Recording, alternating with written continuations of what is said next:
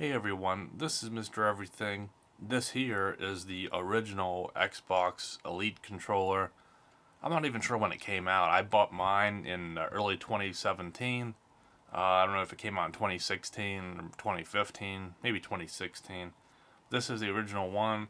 I've been using it since 2017. This is the specific one that I've had all that time. I've used it a lot, probably not as much as some people that just put down insane hours, but I have some mods done to it. It's still going, and I'm just gonna say why I'm still using it. I'm not gonna say that you should go out and buy one. If you have one, just know these are some things you can do to it. I'd love to know how yours is held up, and some things I prefer over. I think they only made that one other uh, Elite, the second gen. There's some things I prefer on it, but there's a lot of things I prefer about this. Now, the first thing I'll say was the negative. I know this had like really bad reviews. That these rubber grips would peel off, dead zone, buttons didn't work, and the first one I bought, and back then I'm not sure if this was $150 or $200 new. It was a good bet either way. I think it was the B button would just stick, so it wouldn't rebound like that. It'd kind of just stay in and just be kind of mushy feeling. So the fact that all the controllers of every console I've ever owned worked out of the box, and this is a premium upgraded controller, and right out of the box it had an issue, that did put a bad first impression to me. But these are nice and clicky up here, but then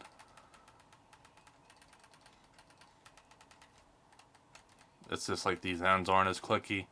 And I think with the newer controllers, like the one that came with the, let me think here, the Series X, which is the recent one I have, and then the One X, and when I bought those controllers, they have more tactile bumpers. Triggers are about the same, and then I'm not sure on the button, but I like the modular thumbsticks here you can change out. Now, what I do, which I'm not even sure if it's the right formula, but I put the longer one here, and then I put the shorter one here, and I like the concave one to get a little more grip. Since I got to reach further, it just gives me a little more grip, and then this one I can kind of roll my thumb on it a little more. I prefer this over just the one that's just the regular looking D-pad. I'm not sure if this helps. I don't play fighting games or anything, but it's just a little easier to hit, and it looks different. I never switch profiles. I did set them up, but I just don't do it. I don't really need to. But you can see here, even like the texture, it is starting to get a little tacky. And one thing, I didn't even clean this. I wiped the dust off of it, but I didn't wipe it off with alcohol or anything. I just wanted you to see like what it looks like after I use it.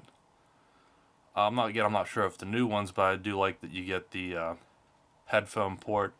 My headphones at this point are just wireless, but this was what I used for many years until I had a wireless set. You could hook up anything you want. Don't even have to be headphones. You could just use regular earbuds and at least get your audio. But you can use it as a mic as well. And then a couple of the upgrades, as you can see here, I have the Scuf Elite paddles. I just could never get into those ones on the side. They would fall off easily, and I'd always end up bumping them. Just because it's right where you grab them, they stuck too far out. To where these ones, these Scuf, you really have to want to press them. You're barely touching them like this, and you got to deliberately click that. You get a nice tactile click.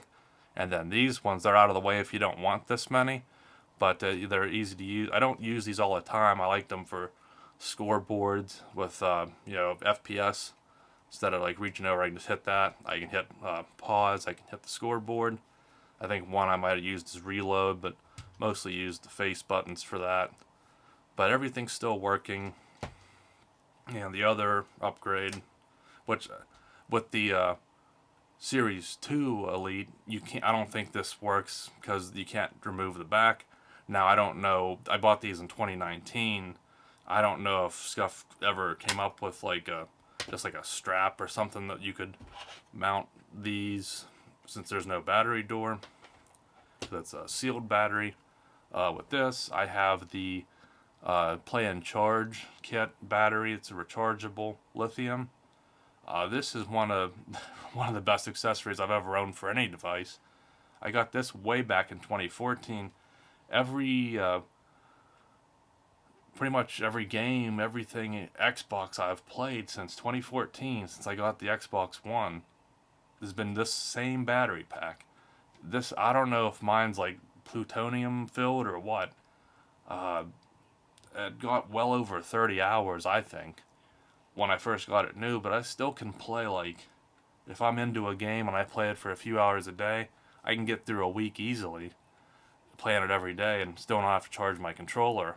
I play 1 or 2 sessions on PS5, same with PS4, those DualShocks and the DualSense now, that would need charge. This it just feels like I never have to charge it, and I still think I get well over 20 hours. I still might be getting close to the 30. I mean, that's really good battery health, that it hasn't degraded, and I've charged this probably hundreds of times. I've had it for almost 10 years. So I don't know if they're all worked out and held up this well, but the fact, and if it ever goes bad, I can either go back to double A's, or I can hopefully find another one, not a Nyko or whatever, but an actual Microsoft Xbox brand one. You can't do that with the Series 2 Elite. Now, one advantage of it is it's USB Type-C, and this port's really hard to get that micro USB in. It's kind of recessed in there. Sometimes it scratches up around it. So I do think that the Type-C is better. And I think, I could be wrong, but I think this isn't Bluetooth. I believe the Series 2 and all the newer Xbox, like One X, Series X, and S, I think those are all Bluetooth. I think you can just hook them right up to your phone or your PC. And I think this one you had to have a dongle, so I don't know if it's using 2.4 gigahertz or some proprietary Xbox frequency. I don't know. But I don't think this uses Bluetooth. I know it doesn't show up under Bluetooth. And the newer Elite does use it. And I still have, the original nylon case or whatever. Don't really use it because I don't take it anywhere. And then again, I'm on my second set. The first one started to wear out, as you can see, these. But they're not worn out like tethered or falling apart. And the first ones, I've had those on for years. I probably just had these on for a year now. And then again, if you wanted to buy these on eBay or get third-party ones, you can put something else on it. Now, I do know Xbox's standard controllers, you can customize them. But I almost want to say, I could be wrong again, but I almost want to say that the Series 2 Elite, you can customize that one too. But I'm fine with the way this one looks. Now, I wouldn't say go out of your way to get the original Elite. It's up to you. If you have one, just take care of it, because you add this Scuf pack or the internal battery pack or something. You get a lot of mileage out of it. I think it's still a great controller. I definitely got my money's worth. Now, I wouldn't go out of my way looking for one, especially, on Marketplace, that'll be all busted up and full of Cheetos and all that.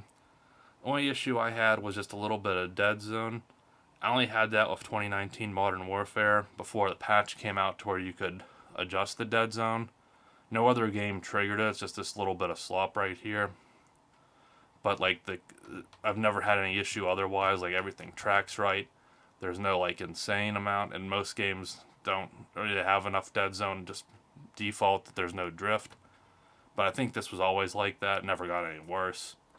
So I know a lot of them, even the Elites, all kind of controllers. I think people are just rough on them. I'm not too rough. My days of throwing controllers are over. I just bottle it all up. But if you'd ever come across a clean one, like, I don't know, at a Goodwill or looking on eBay, and you could find a open box one or a good deal for under $50, I wouldn't pay $100, I don't think. There's nothing wrong with getting this original one. Again, the newer one, internal battery, so bare minimum, if it ever goes bad or fails, you're gonna have to take it apart, if you even can even source another battery. And I don't know if you'd have to use Xbox's paddles if you want them, or if Scuf or some other third party makes that. But again, you can see this held up.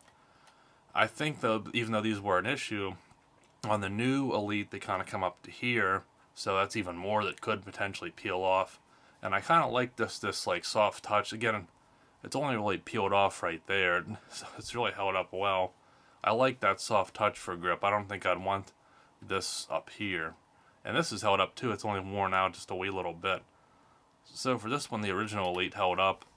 So if you've had this or the Elite 2, or especially if you've had both, let me know which one do you prefer, which one held up better, pros and cons between the two. But as for me, I'm just going to keep using this one. If it would ever break, again, maybe I would look on eBay, see if I could find a deal on a clean or new one. But other than that, I'd probably get that, that newer one. But nonetheless, this is why I've had this one, why I'm still using it. It's worked out great for me. So I just wanted to, whether it's entertaining or informative, just thought it'd be worth mentioning that the original Elite, I got my money's worth out of it, and I love it, and I'm still using it. So that's what I'll be using for the year coming up. Thanks for watching, and you'll see me in the next one. Have a good one.